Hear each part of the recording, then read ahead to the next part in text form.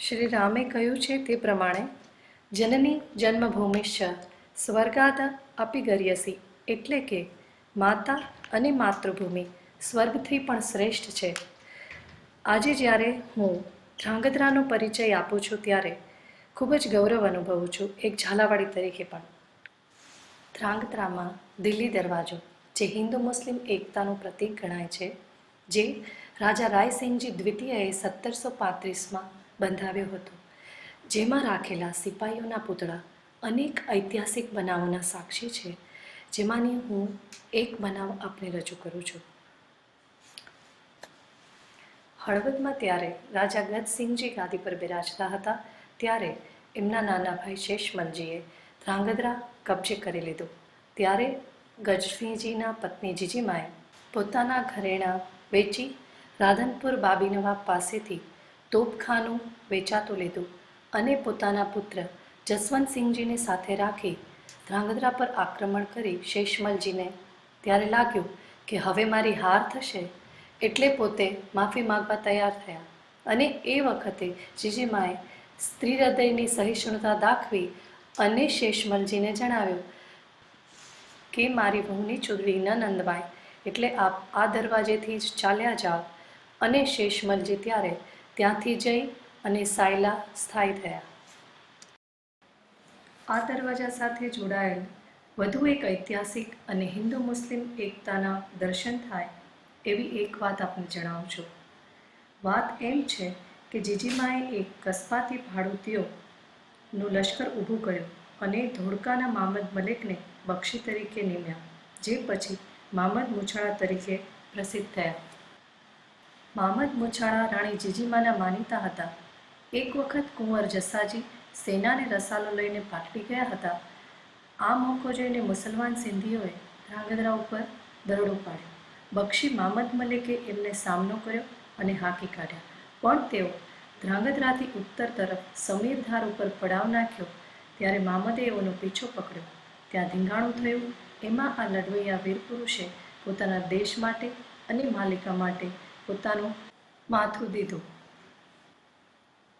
આ શુરાપુરાનું મસ્તક કુંવર બાપજીએ ત્યાં જ દફનાવ્યું અને એમનું કબંધ શરીર ધ્રાંગધ્રામાં દરબારગઢના પોતસ્થમાં આવી શાંત થયું. ધડ અને માથું અલગ જગ્યાએ દફનાવવાનો દાખલો દુનિયામાં આ એક જ જગ્યાએ જોવા મળે છે. આ બનાવ જોતા તે સમયે પણ પોતાના રાજ્યના રક્ષણ માટે હિન્દુ મુસ્લિમ એકતા અને ધર્મના ભેદભાવ વગરની ઉચ્ચ ભાવના જોવા મળે છે. હવે હું આપને ધ્રાંગધ્રાના મુખ્ય બજારનો પરિચય આપું છું, જેમાં કંસારાનું પ્રતિમા, જે ખૂબ ઉપર ઊંચાઈ પર રાજા માનસિંહજી દ્વિતીયના વખતમાં અંદાજે 1875માં બંધાવાયેલ હતી. આ પ્રતિમા મૂકવા પાછળનો મહત્વ આર્થિક પાસું સશક્ત હોવું ખૂબ જ જરૂરી છે. આને ધ્યાનમાં રાખી વેપારી, મહાજન અને કંસારાઓને વિશેષ મહત્વ આપવા માટે આ ઐતિહાસિક પ્રતિમાની સ્થાપના કરવામાં આવી છે. આપ સૌ જોઈ રહ્યા છો, હાલમાં કંસારા વેપારીઓ પોતાનો વારસાગત વ્યવસાય ચલાવી રહ્યા છે. હવે આપ જોઈ રહ્યા છો ધ્રાંગધ્રાના પહોળા રસ્તાઓ અને સુવ્યવસ્થિત નગર રચના, જે ધ્રાંગધ્રાના ભૂતપૂર્વ રાજવીઓની દીર્ઘદ્રષ્ટિનું ઉદાહરણરૂપ છે. હવે આપ જે જોઈ રહ્યા છો તે આ રોઝી ઘોડીની પ્રતિમા છે, જે રાજા અજીતસિંહજી, જેમનો શાસનકાળ 1900થી 1911નો કહેવાય છે, તેઓ પોતે દંડરાજ તરીકે પ્રખ્યાત હતા અને તેઓ કડક શાસક પણ હતા. તેઓ પ્રાણીઓ અને પશુઓને પાળવાનો શોખ ધરાવતા હતા, જેમાં તેમની રોઝી ઘોડી બહુ જ જાણીતી હતી. એમ કહેવાય છે કે રોઝી ઘોડીને તેઓ ખોડ ગામથી લઈ આવ્યા હતા. એ જ ગામમાં મહારાણા પ્રતાપનો ઘોડો, જે ચેતક તરીકે જાણીતો હતો, તે પણ તે જ ગામમાં જન્મ્યો હતો એમ કહેવાય છે. રોઝી ઘોડી પર અજીતસિંહજી બાવા સવારી કરતા ત્યારે ગામમાં રાત્રિ જાગરણ માટે ફરતા. કહેવાય છે કે ચોર લૂંટારાઓનો ભય તે વખતે હતો નહીં અને પ્રજા નિશ્ચિંતપણે પોતાના બારીબારણા ખુલ્લા રાખીને સૂઈ શકતી. એમ સાંભળ્યું છે કે રોઝી ઘોડી એકી છલાંગમાં જ અજીતસિંહજી હાઈસ્કૂલના ભવ્ય દરવાજાઓને કૂદી જતી. પોતાની આ વફાદાર રોઝી ઘોડીની યાદમાં રાજા અજીતસિંહજીએ આ સ્મૃતિ સ્મારક બનાવડાવ્યું હતું. હવે આપ જે જોઈ રહ્યા છો તે મંગળગજ હાથીનું સ્મારક છે. રાજ ઘનશ્યામસિંહજી પોતે સૌરાષ્ટ્રમાંથી આ હાથીને લાવેલા, જેનું નામ મંગળગજ આપવામાં આવ્યું, અને આ હાથી તેમના જીવનના પ્રત્યેક પાસાઓનો સાક્ષી રહી ચૂક્યો છે. દશેરા ઉત્સવ, મેળો ભરાય ત્યારે અને દિવાળી જેવા પ્રસંગોમાં ઘનશ્યામસિંહજી બાવા આ હાથી પર સવારી કરતા, અને છેલ્લે જ્યારે ફલ્ગુ નદીમાં પૂર આવ્યું ત્યારે રાજ ઘનશ્યામસિંહજી આ જ હાથી મંગળગજ પર બેસીને નદીને વધાવવા સવારી કરીને પધારેલ હતા. ઘનશ્યામસિંહજી ઉપરાંત મરહુમ રાજબાવા મેઘરાજજી પણ આ હાથી પર સવારી કરતા હતા. અચાનક 1943માં રાજ ઘનશ્યામસિંહજીના નિધન પછી થોડા જ સમયમાં આ હાથીએ અન્નજળ મૂકી દીધા અને એનું નિધન થયું. આ મંગળગજ હાથીની યાદમાં મરહુમ રાજબાવા શ્રી મેઘરાજજીએ આ સ્મૃતિ સ્મારક બનાવડાવ્યું છે. હાથી વિશે વધુ એક ઐતિહાસિક વાત જણાવું કે મંગળગજની જેમ જ સુપ્રતિક હાથી જે પ્રથમ જલરાણ શ્રી હરપાલદેવજી જેના પર સવારી કરતા. વાત એમ બની કે એક દિવસ અચાનક આ સુપ્રતિક હાથી મસ્તીમાં આવતા હરપાળદેવના ભાર્યા શક્તિદેવ પોતાના ત્રણેય કુંવરોને ઝરૂખામાંથી હાથ લાંબો કરી અને હાથીથી બચાવવા ઝીલી લે છે. આમ શક્તિદેવ એ સામાન્ય સ્ત્રી નહીં પણ સાક્ષાત જગદંબાનો અંશાવતાર છે તે વાત જગપ્રસિદ્ધ કરવાનો યશ આ સુપ્રતિક હાથીને મળે છે. આમ હાથી એ રાજવીઓના યશ અને પ્રતિષ્ઠાના સાક્ષી રહેતા. રાજવીઓ તરફથી સ્નેહ અને સન્માન એવું મૃત્યુ પછી પણ પ્રાપ્ત કરતા. રાજવીઓના હાથી જ્યારે મૃત્યુ પામે છે ત્યારે જે હાથી ઉપર રાજા ખુદ સવારી કરતા તે હાથીને મૃત્યુ પછી પણ એમ જ ઊભો દાટવામાં આવે છે. તેને બેસાડીને કે સુવડાવીને તેને દાટવામાં આવતો નથી. મોરબી પાસેના ટંકારા ગામે જન્મેલા આર્ય સમાજના મહાન સ્થાપક મહર્ષિ દયાનંદના નામ ઉપરથી આ ચોકનું નામ મહર્ષિ દયાનંદ ચોક રાખવામાં આવેલ છે.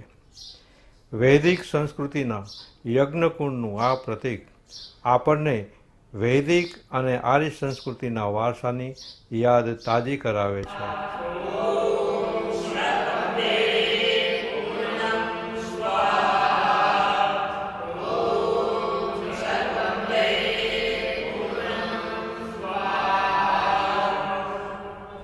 સુરેન્દ્રનગરથી ધાંગધ્રા પ્રવેશતા ચોકમાં ડૉક્ટર આંબેડકરની પ્રતિમા મુકાયેલ છે. 14 એપ્રિલ 1981માં જન્મેલા ડૉક્ટર આંબેડકરનું પૂરું નામ ભીમરાવ રામજી આંબેડકર હતું. ખૂબ જ તેજસ્વી પ્રતિભા ધરાવતા ભીમરાવ આંબેડકરની શક્તિઓને ધ્યાનમાં લઈ વડોદરાના મહારાજા શ્રી સયાજીરાવ ગાયકવાડે તેમને સ્કોલરશિપ આપી વધુ અભ્યાસ માટે અમેરિકા મોકલ્યા. અમેરિકાની કોલંબિયા યુનિવર્સિટીમાં અભ્યાસ કરી તેમણે 1913માં કાયદાકીય પ્રશિક્ષણમાં ઉચ્ચકીય ઉપાધિ મેળવી હતી. ભારતના આઝાદ થયા પછી 15 ઓગસ્ટ 1947ની પ્રથમ કોંગ્રેસે તેમને દેશના પહેલા કાયદા પ્રધાન તરીકે સેવા આપવા આમંત્રિત કર્યા, જેનો તેમણે 29 ઓગસ્ટે સ્વીકાર કર્યો. ડૉક્ટર આંબેડકરે ભારતીય બંધારણ સમિતિના અધ્યક્ષ પદે રહી ભારતીય બંધારણનું ઘડતર કર્યું હતું અને તેથી તેઓ ભારતના બંધારણના ઘડવૈયા કહેવાયા. હવે જે આપ જોઈ રહ્યા છો તે રાજ ઘનશ્યામસિંહજી બાવાની પ્રતિમા છે. તેમનો જન્મ 31 મે 1889માં થયો હતો અને તેઓ 1911માં ગાદીએ વિરાજમાન થયા હતા.